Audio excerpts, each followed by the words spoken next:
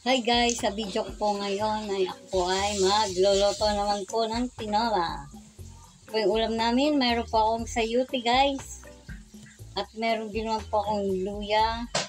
Ito po, magkakasama na po luya, bawang, paminta. Yan na po ang lahok nito. Wala ho ditong malunggay. Ito ho ang manok guys. So ayan. Ito po ang aming ngayong tanghalian. Ito po ay mula sa puso na may mabuting puso. Maraming salamat po sa nagbigay ng manok na ito na aming ulam ngayon. Sino ko man po ay hindi ko nababanggitin ang pangalan mo. Salamat po. Ito daw po ay bigay sa aking magandang anak. Ito po ay sponsor dun sa aking magandang anak. Salamat sa iyo. So guys, magme-mekos-mekos naman po tayo. Guys, pag nagtitinola po, meron po akong patis kasi para daw po malasa. Para daw po malasa, ihahalo ko muna dun sa manok na aking luluto. So guys, ako po ay nagpapainit na ng kawali. Ito po yung muna yung aking kawali.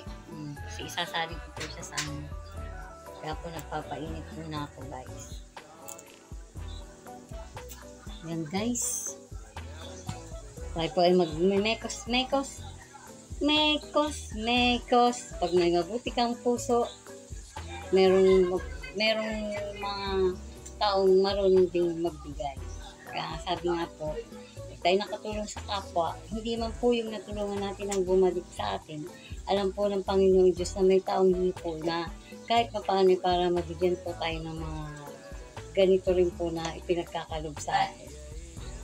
Yan po yun. Kaya po tayo, sa totoo lang po, ang mundo po natin yung iba na.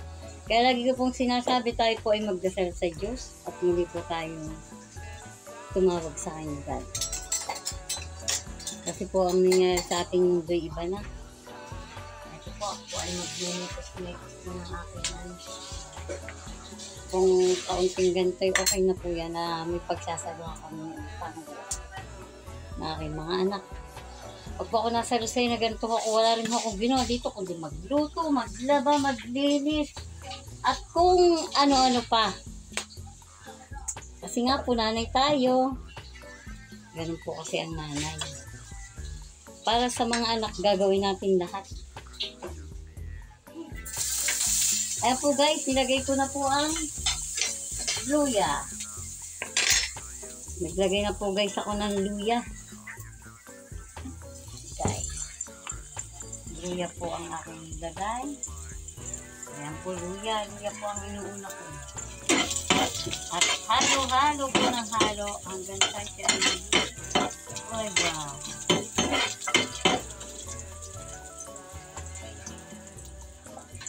Guys, isusunod ko naman po ang bawang.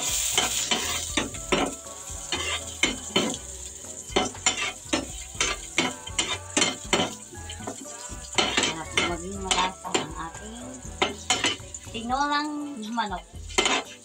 Hindi po ang lahok yan. Okay na po yun. At least may pagsasagawa ko kami mag-ina ngayong tanghalian ito. At pagkaras ko naman po ngayong magluto, maglalaba naman po ako. Yan. Huwag lagi dito. Tapos maglinis. Umaga pa lang, talagang marami na po ginagawa. Yan, mekos.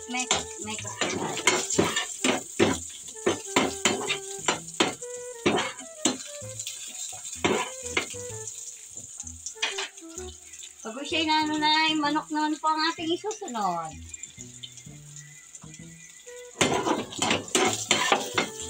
Bakit?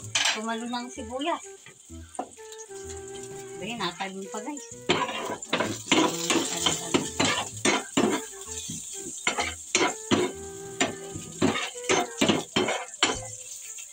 Tumatalon. Guys, hindi po. Maraming salamat sa panonood ng aking video at mga nagko-comment sa aking mga picture. God bless po guys. At lagi po tayo mag-iingat. Saan mo pong panig ng mundo, ingat po lagi tayo.